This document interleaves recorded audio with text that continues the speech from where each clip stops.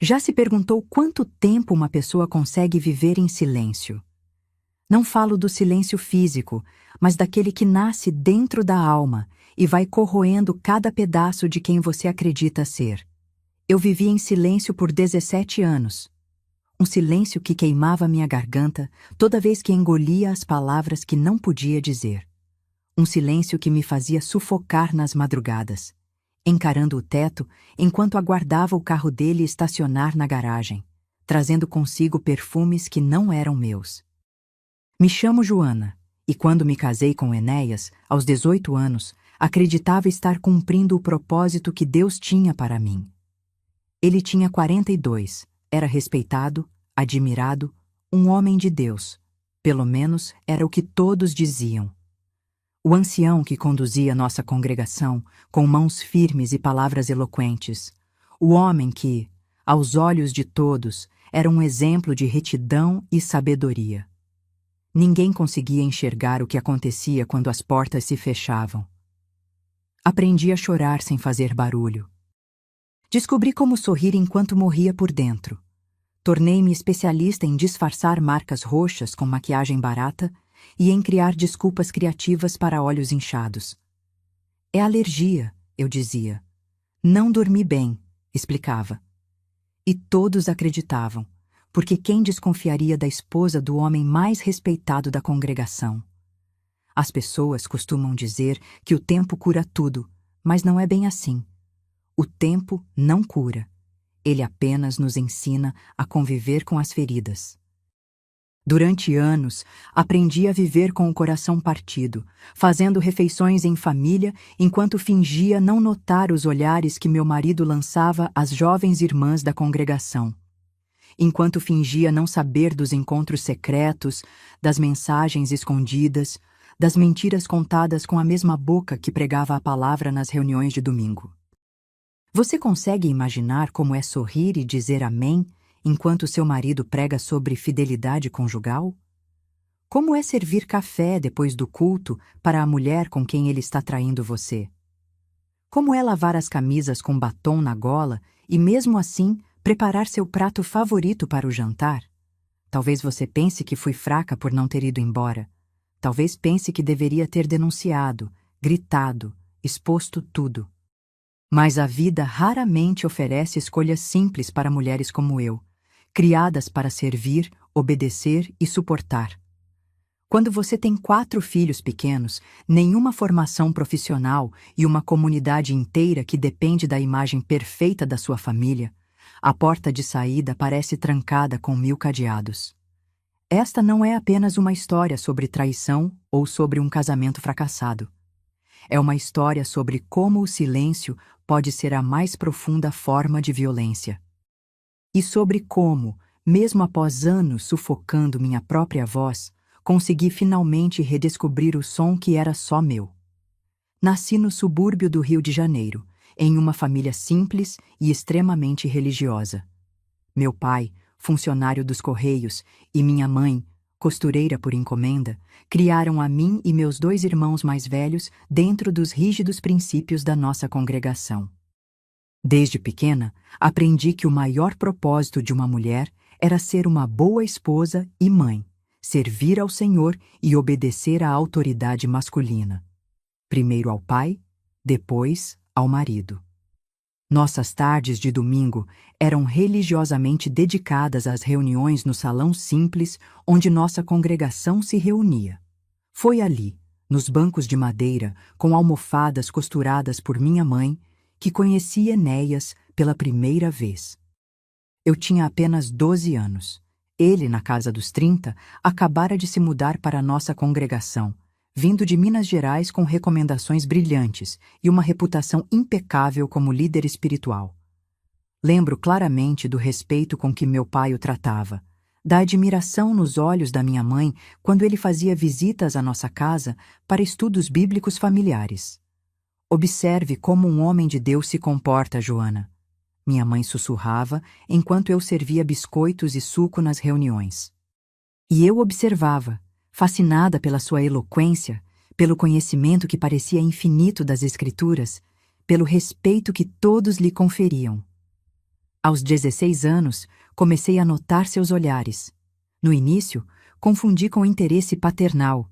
Afinal, ele era 24 anos mais velho.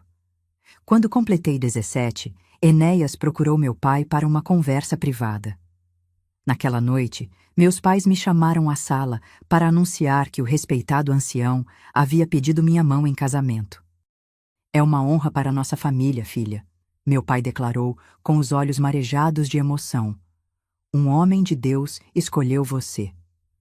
Não houve perguntas sobre meus sentimentos ou desejos. Na nossa comunidade, um casamento assim era considerado uma bênção divina, uma confirmação de que eu havia sido criada corretamente. Lembro-me de sorrir e agradecer, enquanto internamente um turbilhão de emoções contraditórias me consumia. Medo, honra, confusão e uma centelha de orgulho por ter sido escolhida por alguém tão respeitado. O noivado durou apenas 6 meses. Nossas conversas, sempre supervisionadas por alguém da família, giravam em torno dos planos dele para nossa vida juntos, da casa que compraríamos, dos filhos que teríamos, do papel que eu desempenharia como esposa de um líder espiritual. Eu concordava com tudo, repetindo as frases que havia aprendido desde pequena sobre submissão e companheirismo. Casei-me em um sábado ensolarado de setembro, 2 semanas após completar 18 anos.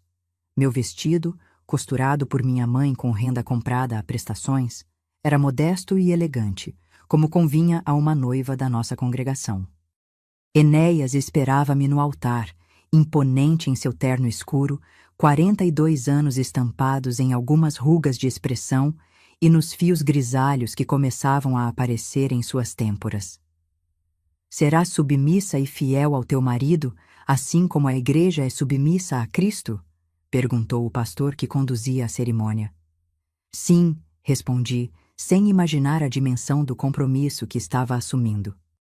Naquela noite, em um pequeno hotel no centro da cidade, nossa breve lua de mel, antes de iniciarmos a vida no apartamento que ele havia comprado, descobri o primeiro indício do que seria minha vida dali em diante. Sua gentileza estudada desapareceu assim que a porta se fechou, dando lugar a um homem possessivo e controlador, que encarava meu corpo como propriedade recém-adquirida. Uma boa esposa não demonstra vergonha diante do marido, disse ele, enquanto eu, tremendo, tentava esconder minha inexperiência e medo. É seu dever me satisfazer sempre que eu desejar. Na manhã seguinte, enquanto ele tomava banho, observei minha imagem no espelho embaçado do banheiro e não reconheci a mulher que me encarava de volta. Com 18 anos recém-completados, eu já não era mais menina, mas ainda não sabia como ser a mulher que ele exigia que eu fosse.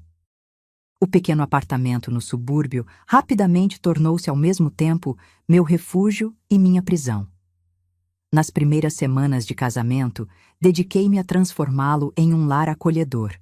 Escolhi cortinas claras para a sala, plantei manjericão e alecrim em vasinhos na janela da cozinha e arrumei com carinho os poucos livros que Enéas me permitia ter, todos de cunho religioso ou sobre administração do lar.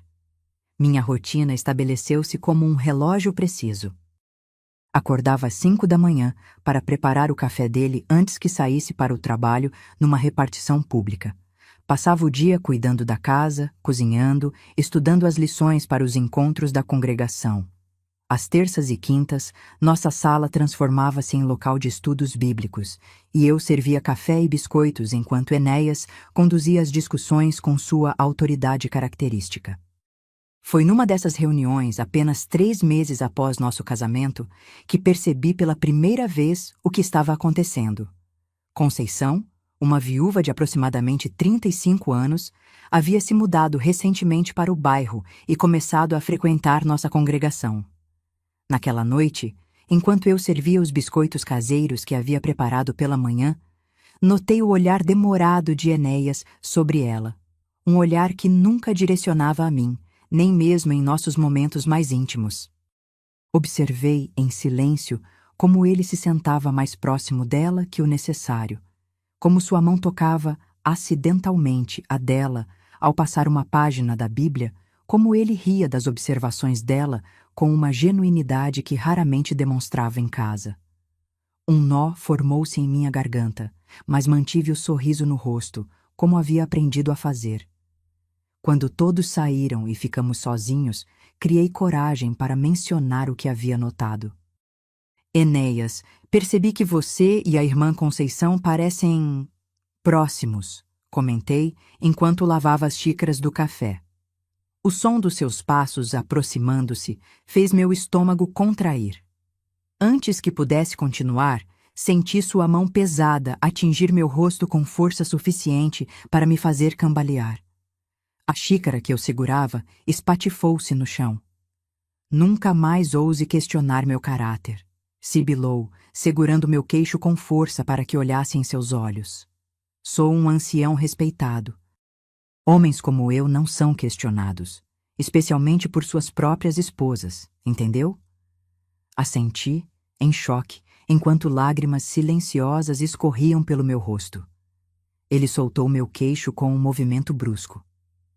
Limpe essa bagunça antes de vir para o quarto, e não me faça esperar.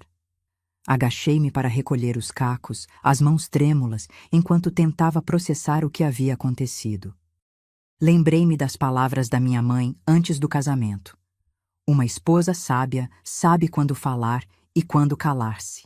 Eu havia falhado em meu primeiro teste. Nas semanas seguintes, aprendi a arte do silêncio. Observava, sem comentar, as ligações que ele recebia e se afastava para atender. Fingia não notar quando chegava tarde após compromissos da congregação, trazendo consigo o perfume que não era o meu. Aperfeiçoei a habilidade de entrar em um estado quase meditativo, quando ele exigia seus direitos conjugais, especialmente após noites em que chegava particularmente tarde. 6 meses após nosso casamento, descobri que estava grávida. A notícia, que deveria ter trazido alegria, encheu-me de um pavor inexplicável. Um filho significava um vínculo permanente, a impossibilidade definitiva de escape. Quando contei a Enéas, ele pareceu genuinamente feliz, pela primeira vez desde que nos casamos. Um filho é uma bênção de Deus, declarou, abraçando-me com uma ternura incomum. Vamos anunciar à congregação no próximo domingo. E assim foi. De pé ao lado dele, diante de toda a comunidade, recebi abraços e felicitações, enquanto ele proclamava que o Senhor havia abençoado nossa união. Eu sorria, como era esperado, enquanto internamente uma dúvida crescia. Será que esse filho traria alguma mudança em nosso casamento? Será que Enéas se tornaria o homem que todos acreditavam que ele era?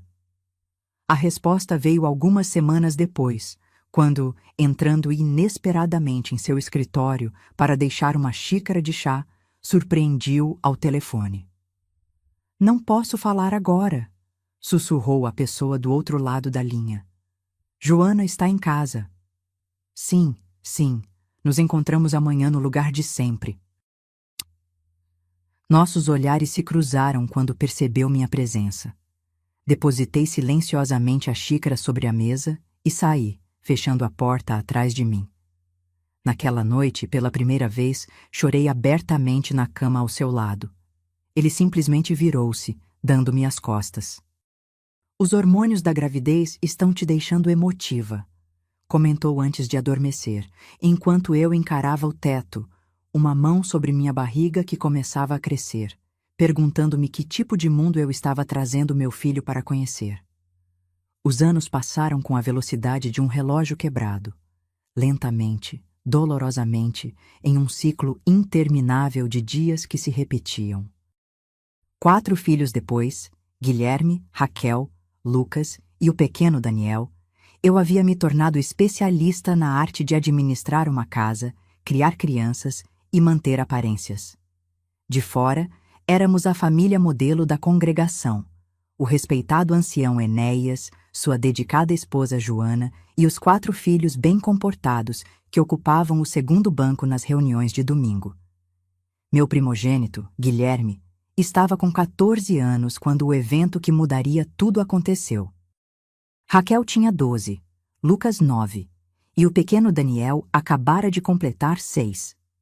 17 anos haviam se passado desde meu casamento, e eu vivia em uma espécie de anestesia emocional, executando minhas funções diárias com precisão mecânica, mantendo o sorriso no rosto quando necessário, ignorando os sinais cada vez mais evidentes das aventuras de Enéas. Foi numa quarta-feira comum, exatamente como tantas outras. Eu preparava o almoço enquanto as crianças estavam na escola.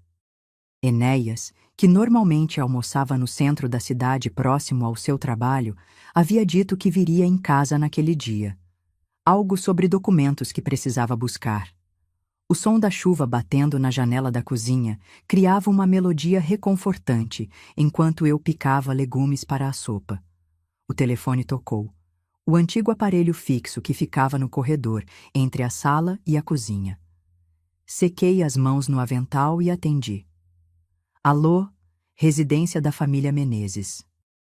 Um breve silêncio seguido por uma voz feminina hesitante. Joana, é você?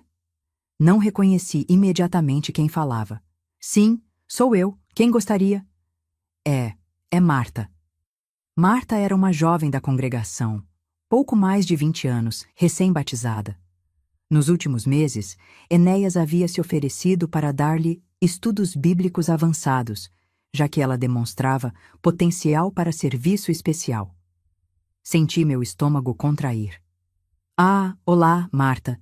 Enéas não está em casa agora, mas posso anotar seu recado. Outro silêncio, mais prolongado desta vez. Pude ouvir sua respiração entrecortada.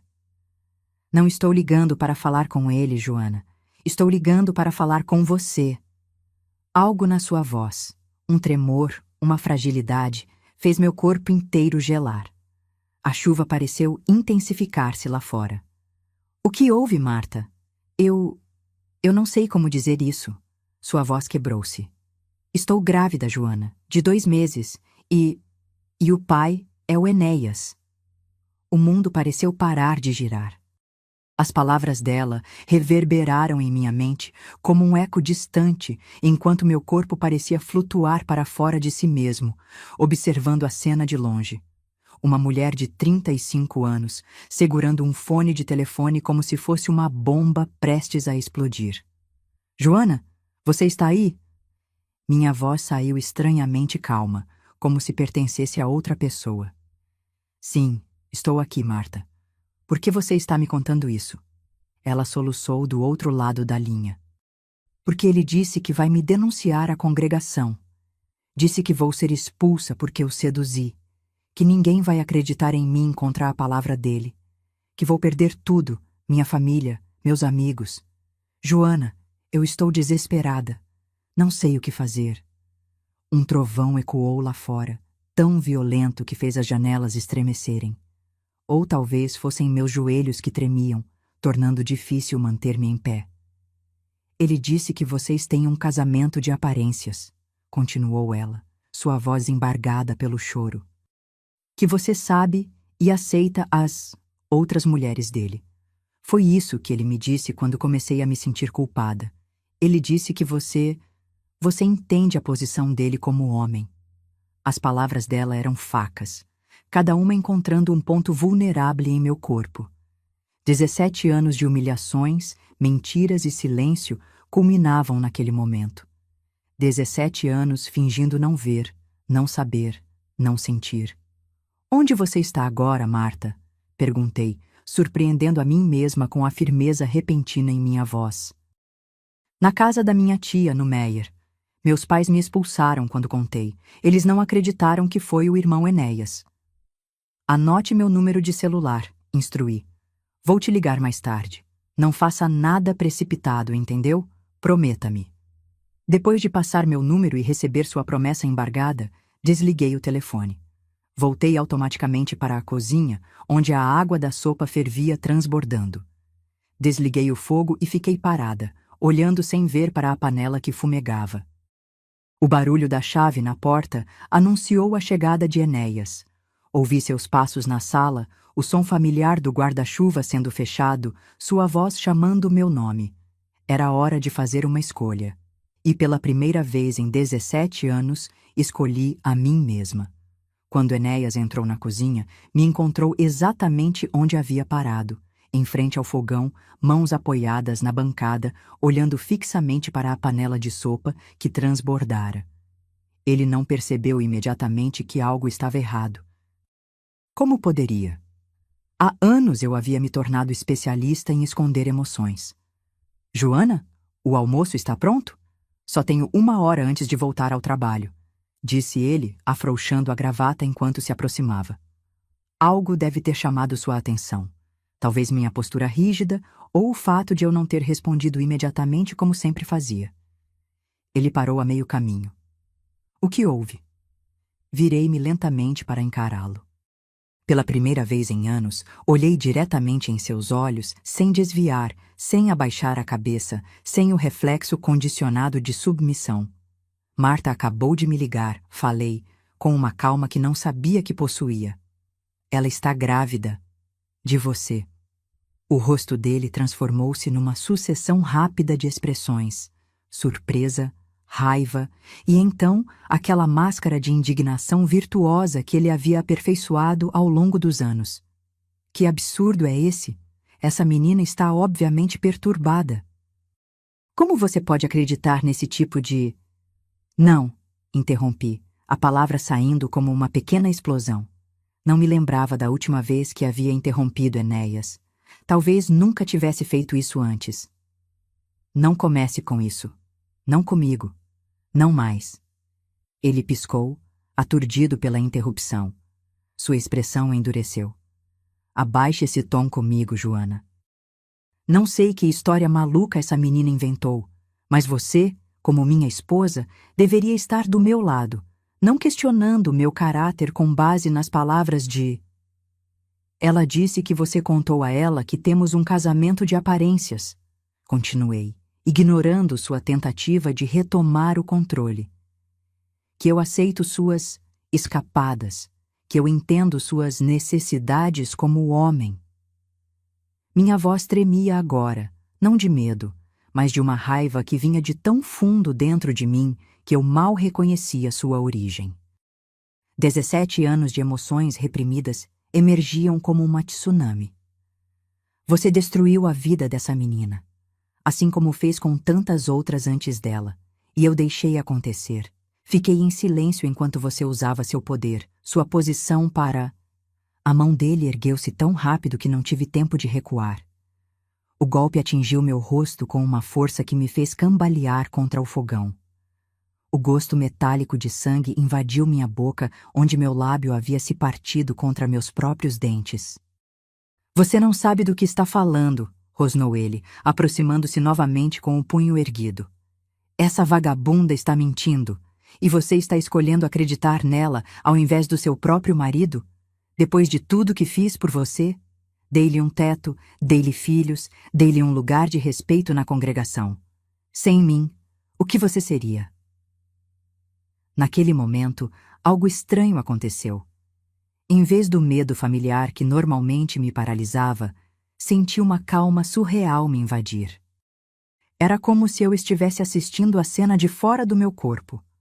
Uma mulher de meia idade encurralada contra um fogão, sangue escorrendo pelo queixo, encarando um homem 2 vezes mais forte que ela. Mas aquela mulher não era mais a mesma.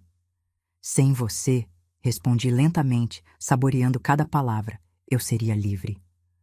A fúria nos olhos dele era algo quase palpável.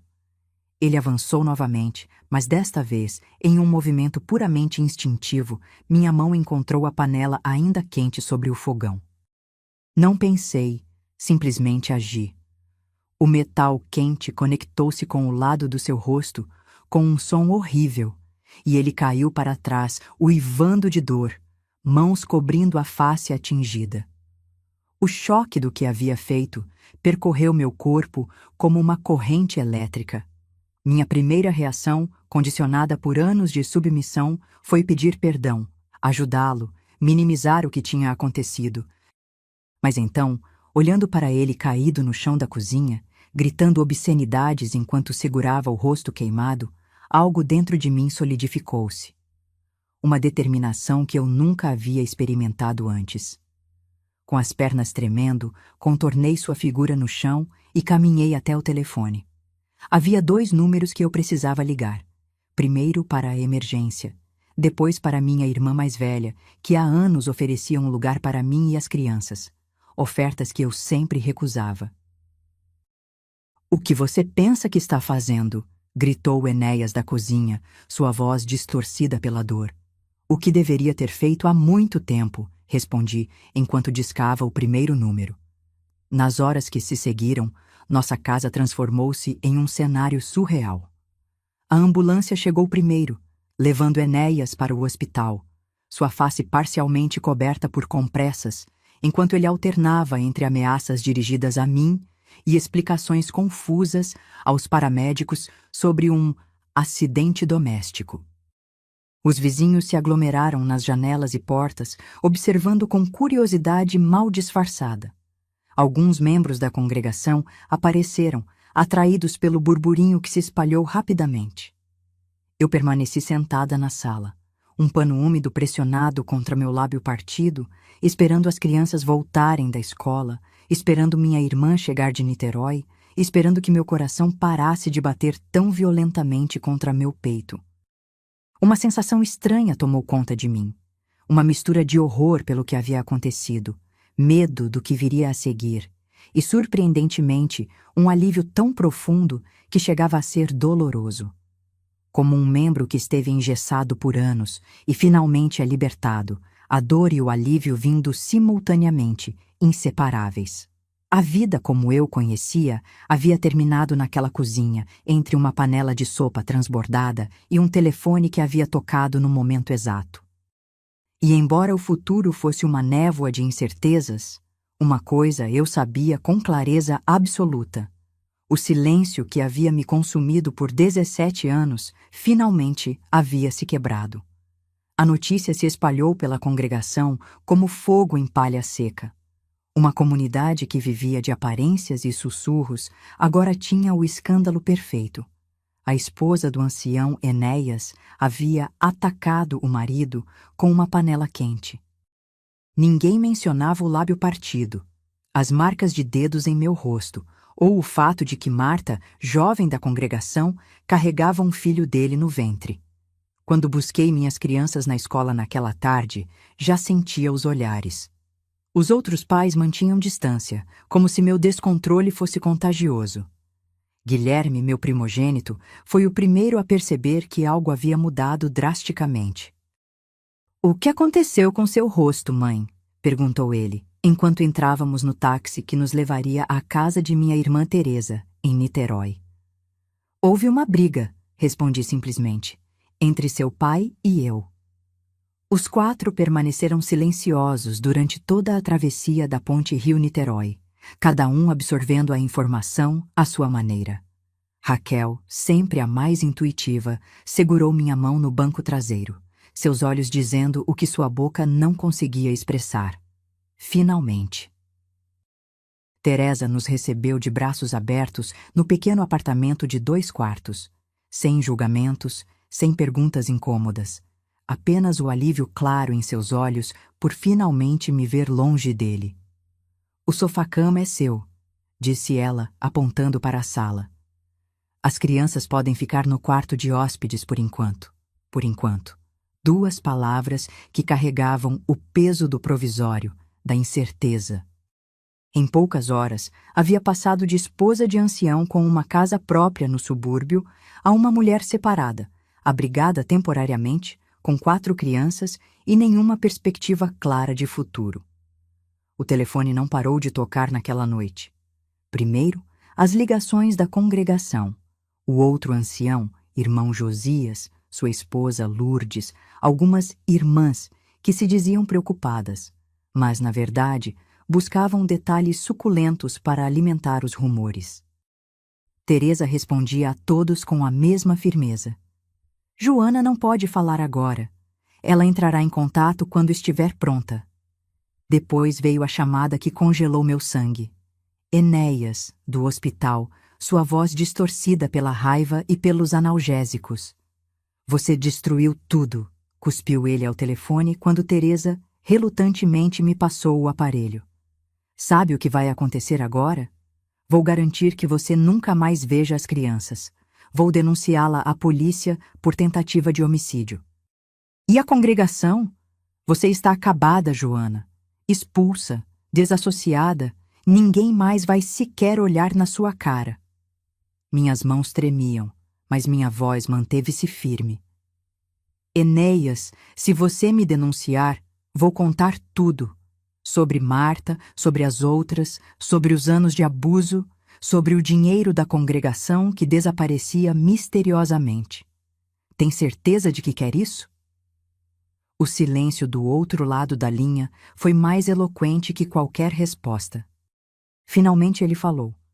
A voz agora um sibilo controlado. Você não seria capaz. Pense nas crianças, no escândalo, no que todos vão dizer. Eu tenho pensado nas crianças pelos últimos 17 anos. Agora estou pensando em mim também. Desliguei o telefone com um clique suave que pareceu selar o fim de uma era. Na manhã seguinte, enquanto as crianças ainda dormiam, Teresa me encontrou na pequena varanda, observando o sol nascer sobre a baía de Guanabara. E agora? Perguntou ela, passando-me uma xícara de café. Não sei, admiti. 17 anos sendo a esposa do ancião Enéas, e agora não sei quem sou. Você é Joana, respondeu ela simplesmente. Sempre foi, só precisava se lembrar disso. A primeira semana foi uma montanha-russa emocional. As crianças precisaram ser matriculadas em escolas próximas, explicações tiveram que ser criadas, o mínimo de roupas e pertences pessoais recuperados da casa que agora parecia pertencer a uma vida anterior. O mais difícil foi o comitê judicial da congregação. 3 anciãos, incluindo o próprio Enéas, com o rosto parcialmente enfaixado, sentados em cadeiras altas, enquanto eu ocupava uma pequena cadeira solitária à frente deles.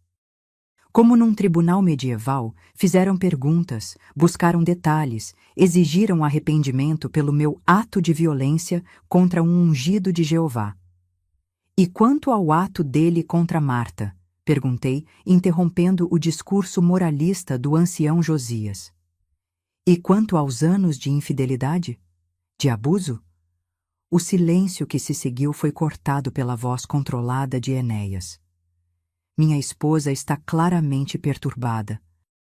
A menina inventou essa história absurda e, infelizmente, Joana, em sua fragilidade emocional, escolheu acreditar nela ao invés de confiar no marido.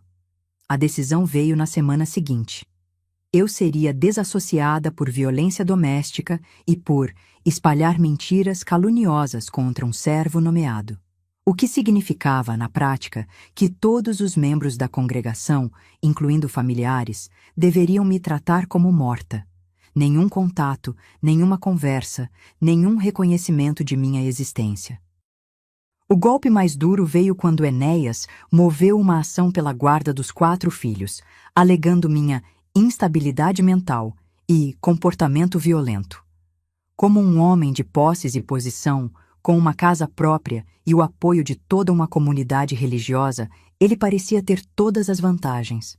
Mas havia uma coisa que Enéas jamais compreendeu: a força que uma mulher encontra quando finalmente decide lutar não apenas pelos outros, mas por si mesma. Senhora Menezes, com todo respeito, suas qualificações são limitadas. A mulher do Departamento de Recursos Humanos me olhava por cima dos óculos com uma mistura de pena e impaciência. Era minha 12ª entrevista de emprego em 3 semanas, e o resultado parecia destinado a ser o mesmo dos anteriores. Tenho experiência com administração doméstica, organização, sou pontual e aprendo rápido. Argumentei, as palavras soando cada vez mais vazias a cada repetição. Entendo, mas precisamos de alguém com, no mínimo, ensino médio completo e experiência comprovada no varejo. Saí do shopping center com o peso do fracasso curvando meus ombros. No ponto de ônibus, verifiquei minha carteira. Restavam apenas R$ 23 dos 200 que Teresa havia me emprestado. O dinheiro estava acabando, e com ele minhas esperanças. A batalha judicial pela guarda das crianças consumia não apenas meus escassos recursos financeiros, mas também minha energia emocional. O advogado que aceitou meu caso, um jovem recém-formado, amigo do filho mais velho de Teresa, cobrava apenas o mínimo necessário, mas mesmo assim era um valor que eu mal podia pagar. A lei favorece a mãe em casos de guarda, explicou ele em nosso primeiro encontro. Mas seu ex-marido tem armas poderosas, estabilidade financeira, uma casa própria e, principalmente, o testemunho de toda uma comunidade sobre seu desequilíbrio. A audiência preliminar confirmou seus temores. Sentada na sala fria do tribunal, observei Enéas entrar com seu terno impecável, acompanhado de 3 membros da congregação. O contraste não poderia ser mais gritante. Eu em meu único conjunto social, já desbotado, sentada ao lado de um advogado que mal saíra da universidade. Sua Excelência, minha cliente foi vítima de abuso psicológico e físico durante anos, argumentou meu advogado. O incidente com a panela foi um ato de legítima defesa após ser agredida. Objeção, meritíssimo. Não há qualquer registro policial de violência doméstica nos 17 anos de casamento, rebateu o advogado de Enéas, um homem de meia-idade com voz trovejante. O que temos são testemunhas do caráter exemplar do meu cliente e um incidente violento perpetrado pela senhora Menezes, que resultou em queimaduras de 2º grau. O juiz, um homem de idade avançada com olhos cansados, determinou visitas supervisionadas enquanto o caso prosseguia. As crianças permanecem com o pai, que mantém a casa familiar e a estabilidade financeira, até decisão final. No caminho de volta ao apartamento de Teresa, chorei silenciosamente no ônibus. Não apenas pela decisão judicial, mas pela cruel ironia. Eu havia finalmente encontrado coragem para sair, apenas para descobrir que o mundo lá fora parecia tão hostil quanto o cativeiro que deixara. O primeiro mês no apartamento de Teresa transformou-se em 2, depois 3.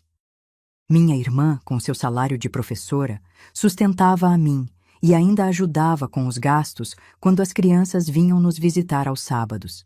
Eu podia ver o estresse em seu rosto, as contas que se acumulavam, mas seu apoio nunca vacilou. Você faria o mesmo por mim, dizia ela quando eu expressava minha culpa. As visitas supervisionadas com as crianças eram momentos agridoces. 2 horas num parque público sob o olhar vigilante de uma assistente social. Guilherme, agora com 15 anos, mal conseguia disfarçar sua raiva pela situação. Pai diz que você pode voltar se pedir desculpas, disse ele durante uma dessas visitas, chutando pedrinhas no caminho. Diz que a congregação poderia reconsiderar seu caso. E você acha que eu deveria voltar, filho? Ele ficou em silêncio por um longo momento. Não, respondeu finalmente. Não éramos felizes lá, nenhum de nós. Mas é difícil, mãe. Na escola, na congregação, todos olham para nós como se fôssemos quebrados. Aquela palavra, quebrados, ficou martelando em minha mente. Era assim que eu me sentia também.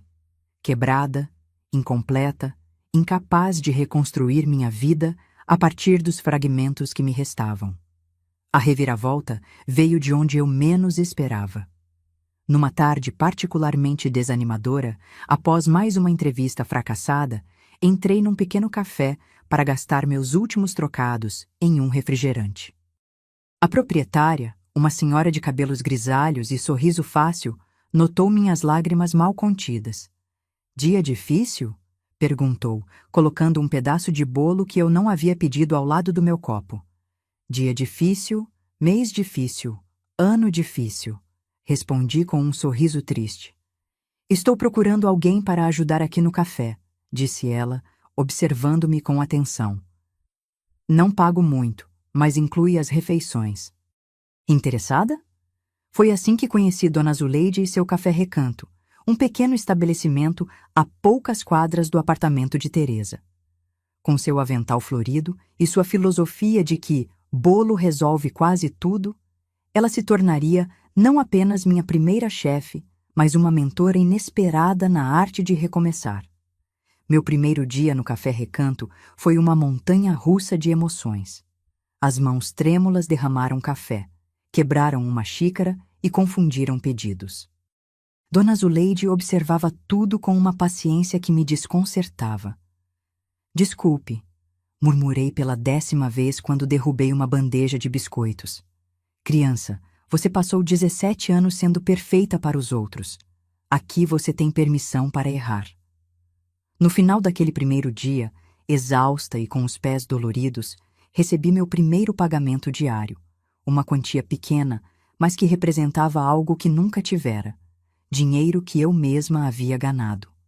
Meu dinheiro. Em casa, mostrei as notas para Teresa com um orgulho infantil. Vou começar a contribuir com as despesas, anunciei como se aquele valor pudesse fazer qualquer diferença significativa. É um começo, respondeu ela, sorrindo. Um começo. Era exatamente isso. Após anos na inércia, qualquer movimento parecia uma vitória. Mas os desafios estavam apenas começando. Na segunda semana de trabalho, entrou no café um rosto familiar. Irmã Lourdes, esposa do ancião Josias, acompanhada de 2 outras mulheres da congregação. O sangue gelou em minhas veias quando nossos olhares se cruzaram. Lourdes pareceu igualmente surpresa, mas recuperou-se rapidamente. Não sabia que você trabalhava aqui, disse ela, numa voz baixa enquanto as outras se acomodavam na mesa. Comecei recentemente, respondi, tentando manter a dignidade enquanto segurava o bloco de pedidos. Um silêncio desconfortável se estabeleceu entre nós. Então, para minha surpresa, ela tocou levemente meu braço. Marta deixou a congregação, sussurrou. Depois que você saiu, outras começaram a falar. Enéas tem negado tudo, claro. Antes que pudesse responder, uma das mulheres chamou Lourdes de volta à mesa. Ela afastou-se com um último olhar significativo. Aquela noite chorei até adormecer. Não de tristeza, mas de uma estranha mistura de alívio e fúria. Alívio por não estar mais sozinha em minha verdade. Fúria por pensar em quantas outras mulheres haviam sido silenciadas antes e depois de mim. A segunda grande falha veio com a tentativa de alugar um apartamento próprio. Após 2 meses no Café Recanto, juntando cada centavo, pensei ter o suficiente para um depósito inicial em um quarto e sala numa área modesta. Precisamos ver seu comprovante de renda, fiador e referências, explicou o corretor, um homem jovem com pressa demais para disfarçar seu desinteresse. Tenho o comprovante do café onde trabalho, respondi. Ele verificou o papel e balançou a cabeça. Isso mal cobre o aluguel, e sem fiador ou histórico de crédito... Outra porta fechada. Voltei para o apartamento de Teresa, sentindo-me derrotada novamente. Na sala, encontrei-a conversando com meu advogado, seus rostos sérios. O juiz marcou a audiência final para o próximo mês, informou ele. Enéas está pedindo guarda exclusiva agora, alegando que suas condições de vida são inadequadas para receber as crianças, mesmo em visitas. Ele não pode fazer isso, protestei. Estou trabalhando, estou me reconstruindo. O problema é que, aos olhos da justiça, você ainda não tem um lar próprio para oferecer às crianças. E ele tem uma casa, estabilidade financeira e testemunhas do seu incidente violento. Naquela noite, o desespero bateu forte. Sentada na pequena varanda, contemplei a possibilidade de desistir, voltar para Enéas, pedir perdão, retomar meu lugar de esposa silenciosa. Pelo menos assim estaria com meus filhos. Foi Teresa quem me encontrou ali, olhos fixos no vazio, derrotada. Ele ligou, não foi? Perguntou sentando-se ao meu lado. Assenti. Enéas havia telefonado mais cedo, sua voz macia como veludo. As crianças sentem sua falta, Joana. Eu sinto sua falta. Podemos resolver isso, como família. A congregação está disposta a reconsiderar seu caso, se você demonstrar verdadeiro arrependimento. Estou pensando em voltar, confessei a Teresa, as palavras saindo como uma traição a mim mesma. Minha irmã ficou em silêncio por um longo momento. Então, segurou minhas mãos entre as suas. Lembra quando éramos crianças e você quebrou o braço caindo daquela árvore? Você chorou a noite inteira, não de dor, mas porque estava com medo de tentar subir novamente. E daí? E daí que no dia seguinte, com o braço engessado e tudo, você estava lá, no primeiro galho. Disse que se não subisse logo, nunca mais teria coragem. Lágrimas escorriam pelo meu rosto. É diferente agora. Estou perdendo meus filhos, Teresa. Não, não está perdendo. Está lutando por eles. E por você. Sei que parece impossível agora, mas se você voltar para ele, vai perder algo muito mais valioso. A mãe que seus filhos realmente precisam.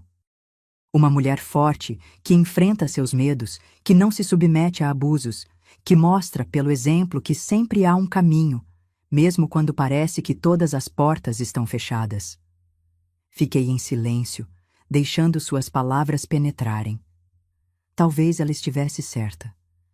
Talvez esta fosse minha árvore para escalar novamente, com medo, com dor, mas com a certeza de que ficar no chão seria uma derrota muito maior. O Café Recanto tornou-se meu refúgio nos meses que se seguiram. Dona Zuleide, percebendo minha situação cada vez mais desesperadora, aumentou minhas horas e, consequentemente, meu salário. Mas a verdadeira mudança veio quando ela me encontrou experimentando novas receitas de bolo na cozinha, depois do horário de fechamento. Onde aprendeu a fazer isso? Perguntou, observando-me decorar um bolo de cenoura com chocolate. Sempre gostei de cozinhar, respondi, envergonhada por ter usado ingredientes sem permissão. Na congregação, eu organizava os eventos e festas. A comida sempre ficava por minha conta. Seus olhos brilharam com uma ideia súbita.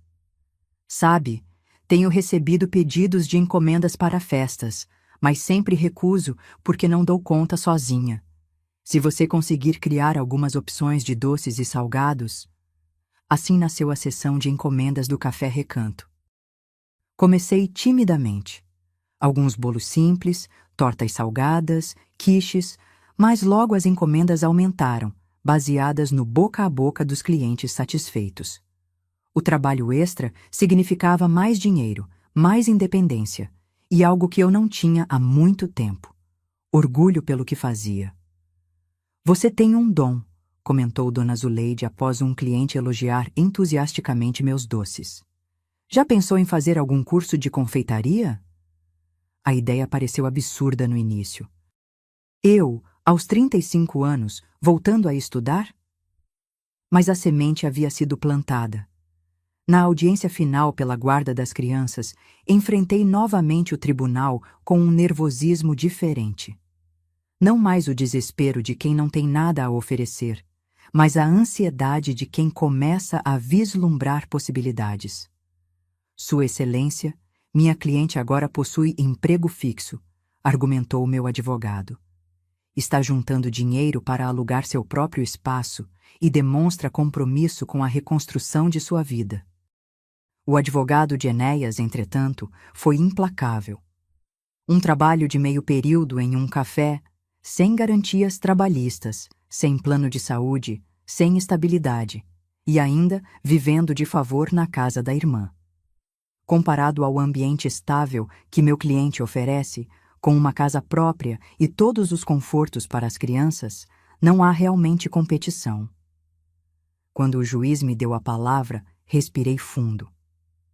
Senhor juiz, é verdade que não tenho muito a oferecer materialmente neste momento.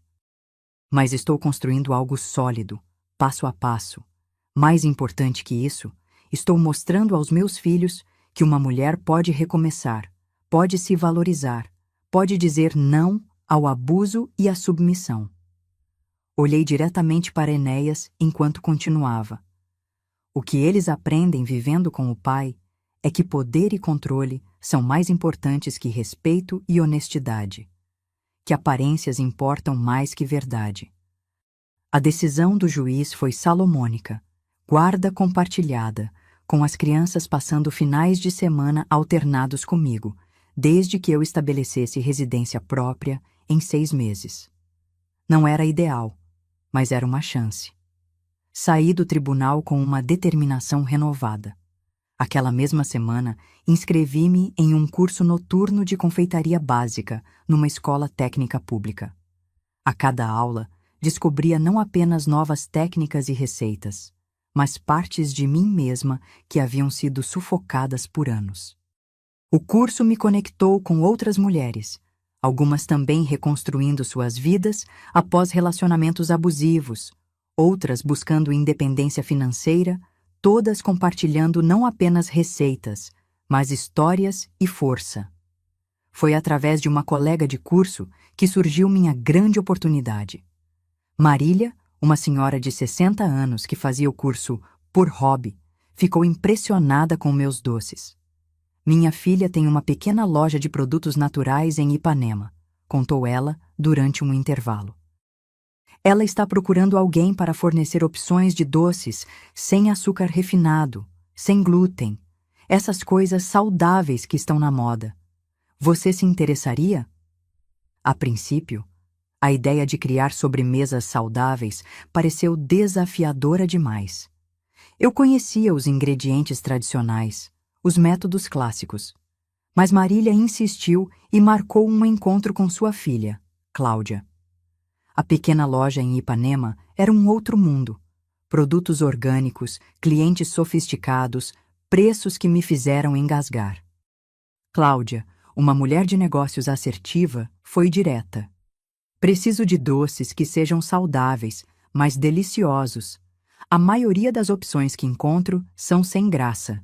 Se você conseguir desenvolver algumas receitas, podemos fazer um teste. Passei as 2 semanas seguintes experimentando, errando, ajustando. Teresa transformou-se em cobaia oficial, provando cada nova versão de brownie sem açúcar ou torta vegana. Quando finalmente apresentei as amostras a Cláudia, seu sorriso disse tudo. Isso é exatamente o que eu procurava. Podemos começar com uma encomenda semanal e ver como os clientes reagem. Aquela primeira encomenda paga, com embalagens elegantes exibindo pequenas etiquetas com "Doces da Joana", representou muito mais que dinheiro. Era a prova tangível de que eu poderia, de fato, reconstruir minha vida, tijolo por tijolo, receita por receita.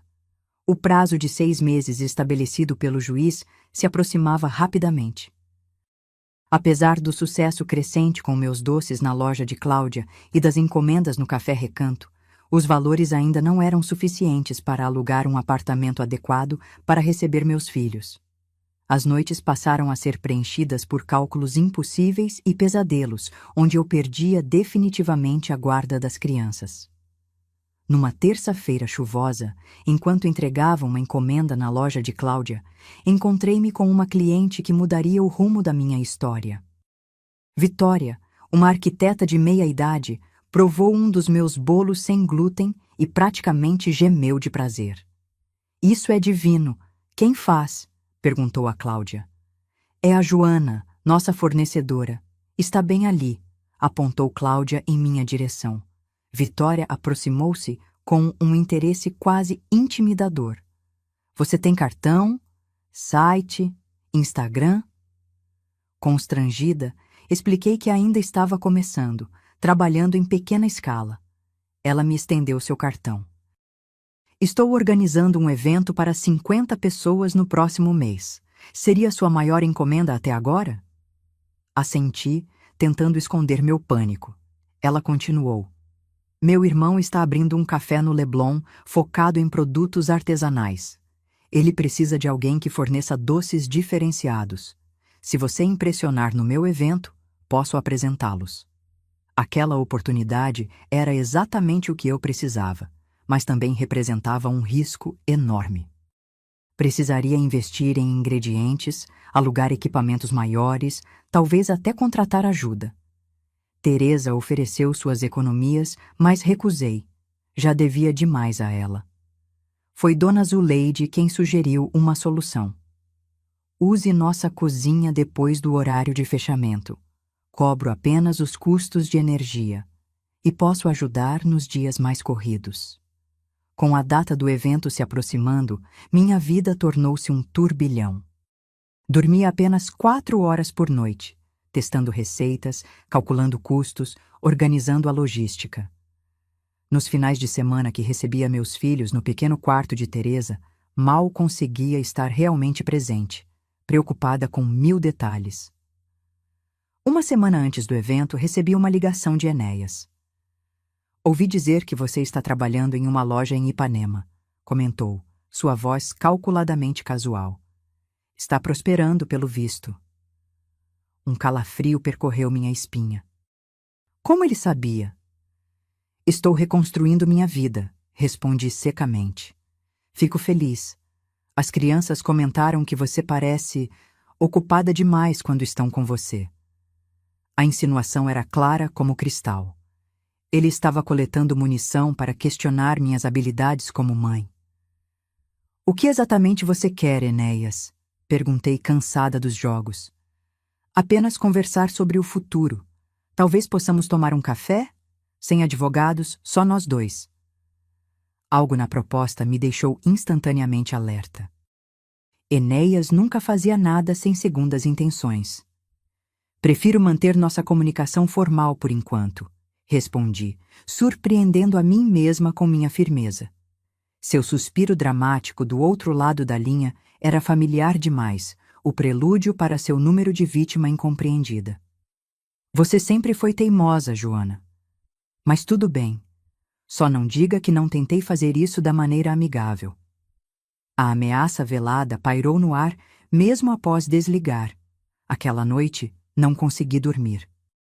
O evento de Vitória, a possível parceria com o Café no Leblon, o prazo do juiz. E agora, Enéas novamente se movimentando como uma sombra no periférico da minha recém-conquistada liberdade. 2 dias antes do evento, enquanto finalizava as últimas receitas na cozinha do Café Recanto, recebi outra ligação. Era o advogado. Joana, Enéas entrou com um pedido de revisão da guarda compartilhada.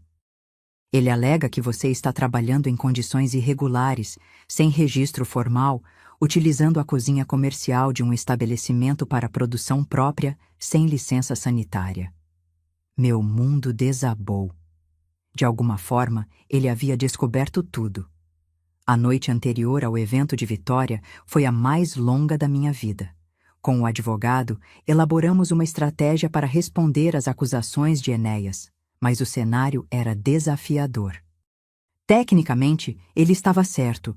Eu realmente operava sem todas as licenças necessárias, como a maioria dos pequenos empreendedores que começam do zero. Teresa, vendo meu desespero, sugeriu o impensável: desistir do evento e voltar a negociar com Enéas. Talvez, se você concordar com as condições dele por enquanto, ganhe tempo para se estabelecer legalmente, argumentou ela preocupada.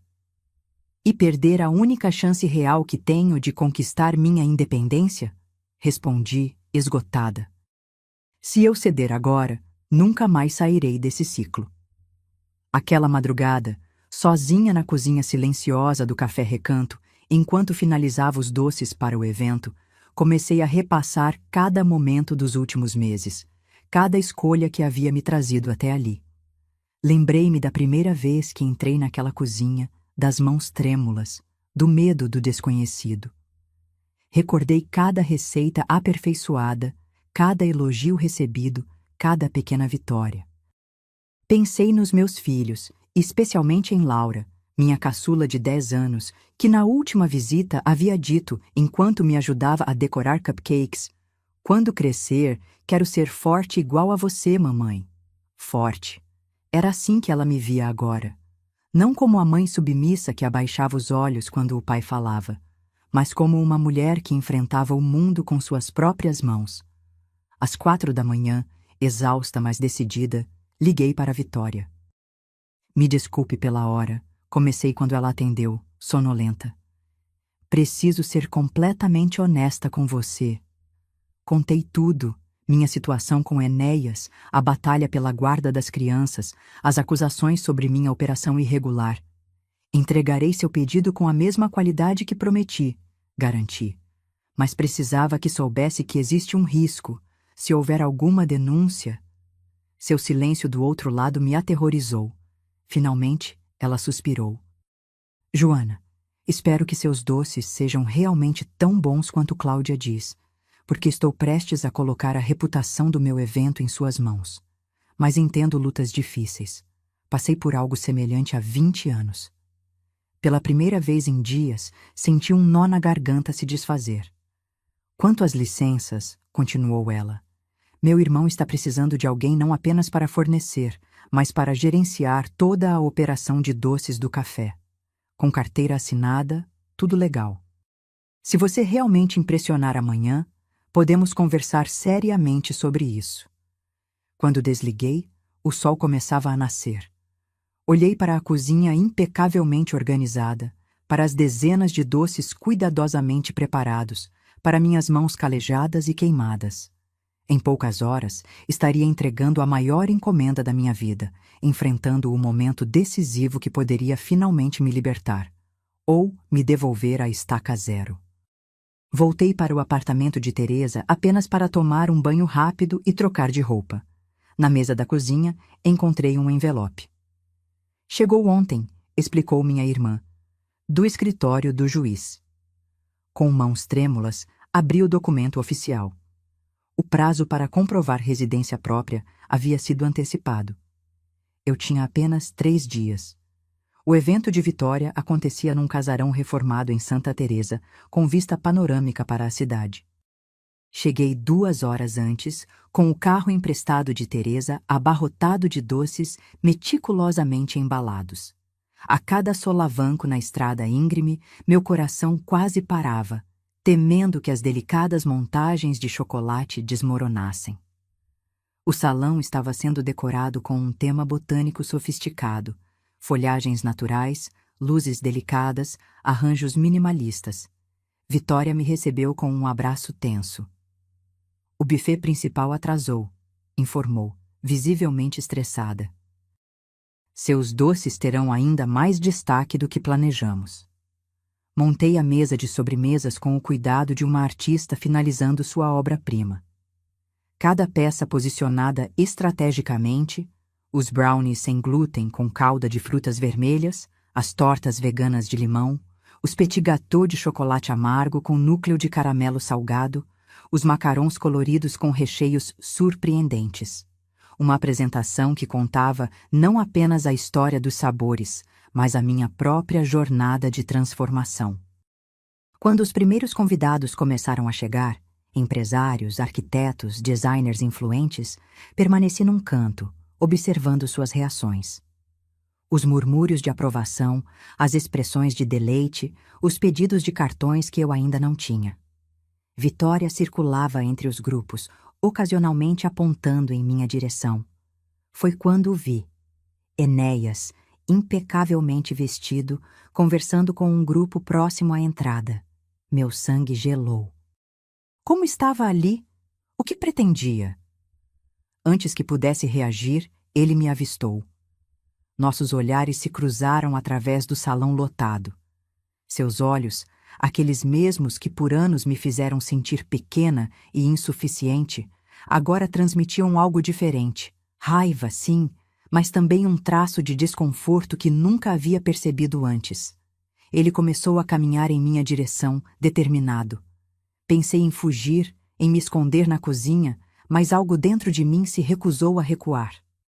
Pela primeira vez, encarei-o de frente, sem desviar o olhar.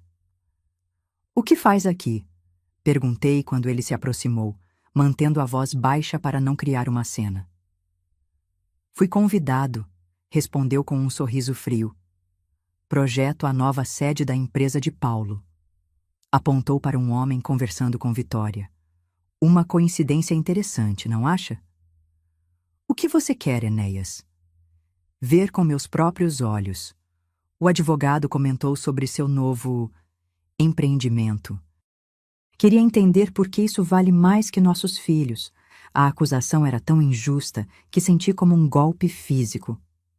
Nossos filhos são tudo para mim, respondi, controlando a voz trêmula. É por eles que estou reconstruindo minha vida. Reconstruindo? Seu riso era gelado. Olhe para você, Joana, servindo docinho em festas. É isso que quer ensinar às nossas filhas? A abandonar sua família por isso? Anos antes, aquelas palavras teriam me destruído. Mas naquele momento, olhando para minha mesa de sobremesas, cada peça criada com habilidade, dedicação e amor, vi claramente o que ele nunca conseguiria entender. O que estou ensinando a elas, Enéas, é que nunca é tarde para recomeçar, que nenhuma mulher precisa aceitar ser diminuída, traída ou controlada, que elas podem e devem criar seus próprios caminhos. Sua expressão endureceu. Bonito discurso. Vamos ver se o juiz concorda comigo que crianças precisam de estabilidade, não de filosofias feministas. Nesse momento, Vitória se aproximou, acompanhada do homem que Enéas havia apontado antes. Paulo, este é o fornecedor que mencionei, apresentou-me ela. Joana, meu cliente Paulo Mendes, dono do Café Jardim no Leblon. Paulo, um homem de meia idade com olhos gentis, estendeu a mão. Seus doces são excepcionais. Vitória me contou sobre sua história. Estou impressionado com sua resiliência. Enéas observava, atordoado, enquanto Paulo continuava. Preciso de alguém para gerenciar a confeitaria do café. Carteira assinada, salário compatível com o mercado. O apartamento sobre o estabelecimento também está disponível para aluguel, se interessar. A expressão de Enéas oscilou entre incredulidade e fúria contida enquanto Paulo detalhava a proposta. Um emprego formal. Um apartamento. Tudo o que eu precisava para cumprir as exigências do juiz, materializado diante de nós como uma intervenção divina. Podemos conversar em meu escritório amanhã? Sugeriu Paulo. Traga seus documentos e podemos formalizar tudo rapidamente. Quando ele e Vitória se afastaram, Enéas permaneceu imóvel, processando o que acabara de testemunhar. Que conveniente, murmurou finalmente, o sarcasmo mal disfarçando seu desconforto. Parece que você teve mais sorte do que merece. Não foi sorte, Enéas. Foi trabalho duro e pessoas que acreditaram em mim. Nosso confronto foi interrompido pelo microfone sendo ligado. Vitória, no centro do salão, chamava a atenção dos convidados. Antes do encerramento, quero apresentar oficialmente a pessoa responsável pelos doces extraordinários desta noite. Joana, por favor, venha aqui. Relutante, caminhei até ela, consciente dos olhares, especialmente o de Enéas, que permaneceu onde estava, observando. Joana representa o que mais admiro: coragem para recomeçar e talento para transformar desafios em arte. Seus doces não são apenas deliciosos, são uma declaração de independência. Os aplausos ecoaram pelo salão. Vitória passou-me o microfone, um gesto que não havíamos combinado. Paralisada, olhei para a multidão elegante.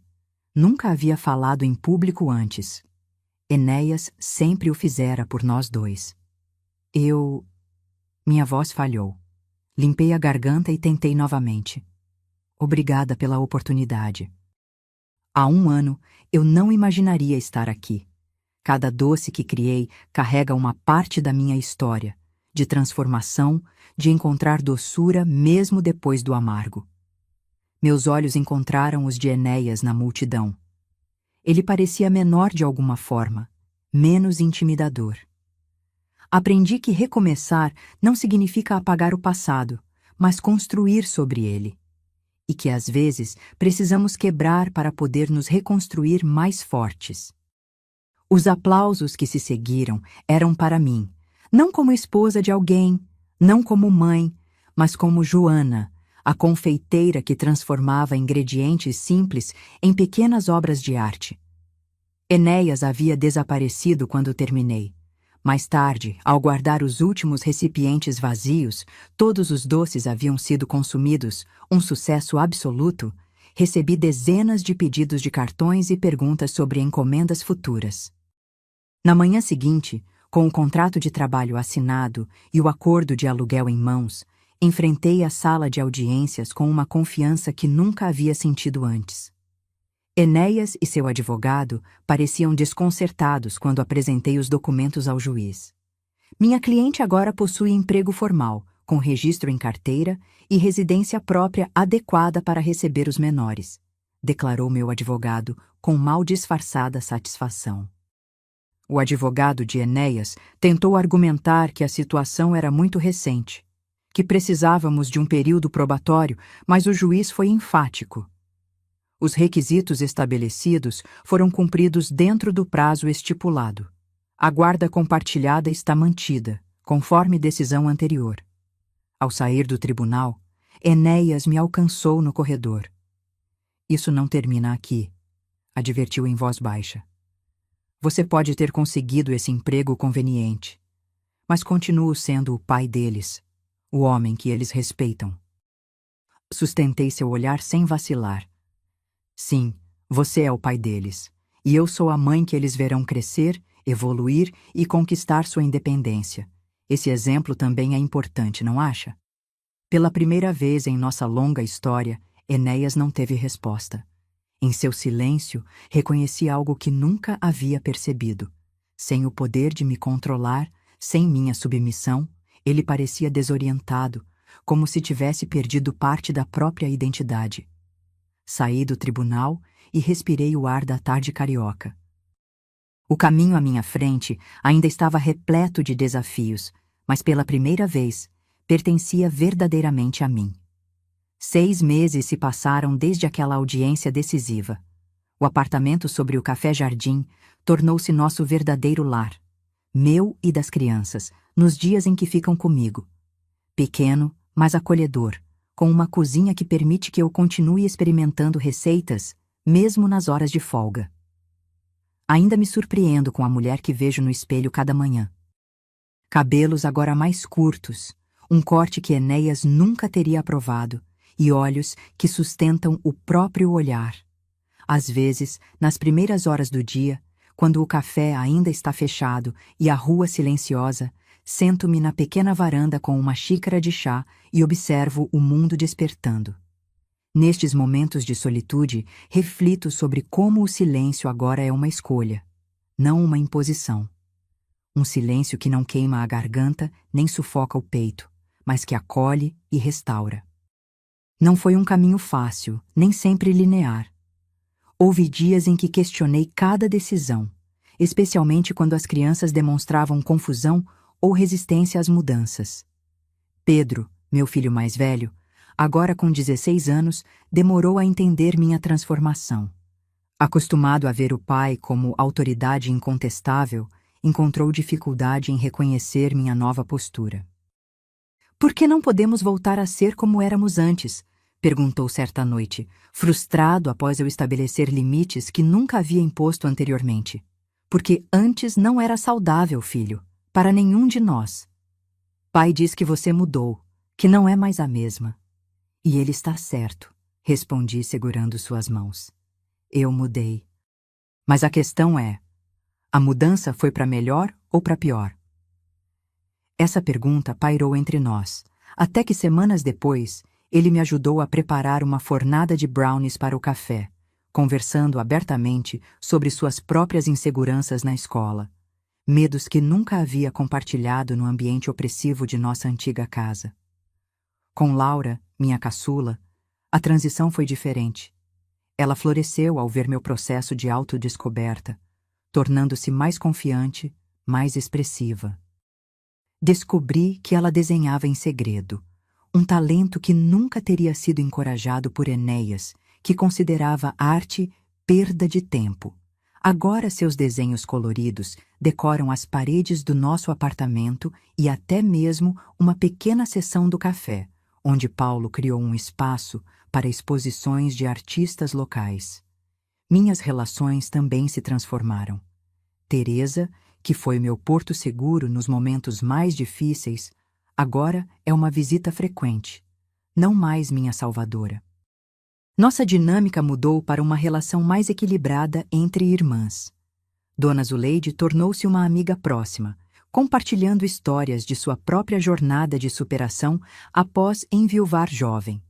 Vitória, para minha surpresa, transformou-se em uma mentora informal, apresentando-me a livros, ideias e pessoas que expandiram meus horizontes para além do que imaginava possível. Quanto à congregação, alguns membros cortaram relações completamente, evitando até mesmo cruzar comigo na rua. Outros, especialmente mulheres como a irmã Lourdes, ocasionalmente aparecem no café, conversando em voz baixa sobre suas próprias dúvidas e anseios por mudança. O mais difícil, porém, foram os encontros inevitáveis com Enéas durante as transições de guarda das crianças. No início, cada troca era carregada de tensão. Seus comentários afiados sobre minha aparência, insinuações sobre minha capacidade como mãe, tentativas de manipular as crianças contra mim. Com o tempo, aprendi que seu poder sobre mim existia apenas na medida em que eu permitia. Quando parei de reagir, de me defender, de buscar sua aprovação mesmo que inconscientemente, algo mudou. Não nele, mas na dinâmica entre nós. Como uma onda que perde força ao não encontrar resistência, suas tentativas de controle tornaram-se cada vez menos frequentes, menos eficazes. Não por rendição da minha parte, mas por fortalecimento. Esta manhã, enquanto preparava uma nova receita de bolo de especiarias para o cardápio de outono do café, Laura me observava com atenção, sentada no banquinho da cozinha, suas pernas balançando no ar, o caderno de desenho aberto ao lado de uma xícara de chocolate quente. "Como você sabe que está pronto, mãe?" perguntou, referindo-se ao bolo no forno. "Pelo cheiro, pela cor, mas principalmente pelo teste do palito. Se sair limpo, significa que está pronto por dentro, mesmo quando ainda não podemos ver." Ela considerou isso por um momento, a testa franzida em concentração. Então, disse algo que me atingiu como uma epifania. "Como você, né? Por fora parecia bem, mas por dentro ainda não estava pronta." Às vezes, a sabedoria vem das bocas mais inesperadas. Sim, durante anos fui como um bolo que parecia pronto por fora, cumprindo todas as expectativas visíveis, sorrindo, servindo, obedecendo. Mas por dentro, algo crucial ainda precisava de tempo, de calor, de transformação. Às vezes me perguntam se me arrependo de ter esperado tanto tempo para partir.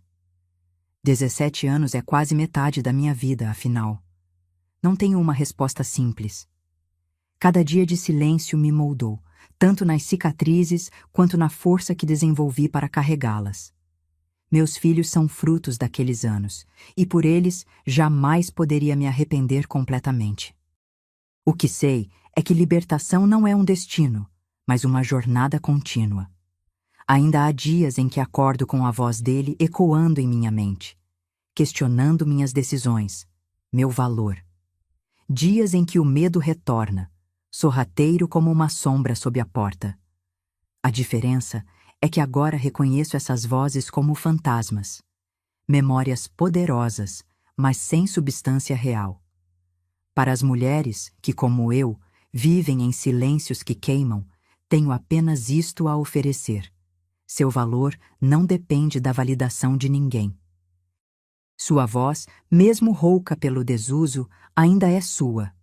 E não importa quanto tempo tenha passado, nunca é tarde demais para redescobri-la. Não existe um momento perfeito para recomeçar. Não existe um mapa infalível para reconstruir-se. Cada jornada é única, feita de pequenos passos, recuos ocasionais e a coragem de tentar novamente. Semana passada, Pedro voltou de um fim de semana com o pai, visivelmente perturbado. Depois de alguma resistência, confessou: "Ele disse que você provavelmente vai nos substituir com uma nova família, agora que está independente." Em vez de defender-me imediatamente, como teria feito antes, perguntei: "E o que você acha disso?" Ele pensou por um momento. Acho que ele não entende que você não queria se livrar da gente. Só queria se livrar de como ele te tratava. A compreensão nos olhos dele me encheu de esperança. Não apenas por mim, mas pela pessoa que ele está se tornando.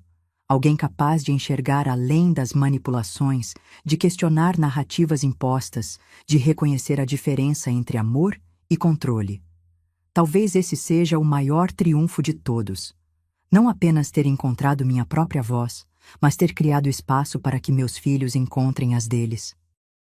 Hoje, quando preparo um doce especialmente delicado, como aqueles macarons que exigem tanta precisão e paciência, me lembro de que as coisas mais valiosas frequentemente nascem dos processos mais desafiadores, que às vezes precisamos quebrar completamente, como as claras batidas em neve, para nos transformarmos em algo novo e mais forte.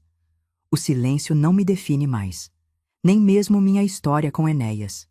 O que me define são as escolhas que faço agora, a cada dia, a cada momento. Como digo aos meus filhos, não somos definidos pelo que vivemos, mas pelo que escolhemos fazer com nossa experiência. E eu escolho transformar meu sofrimento em força, meu silêncio em voz, minhas feridas em sabedoria, e principalmente, escolho transformar ingredientes simples em pequenas obras de arte, adoçando o mundo, um prato de cada vez.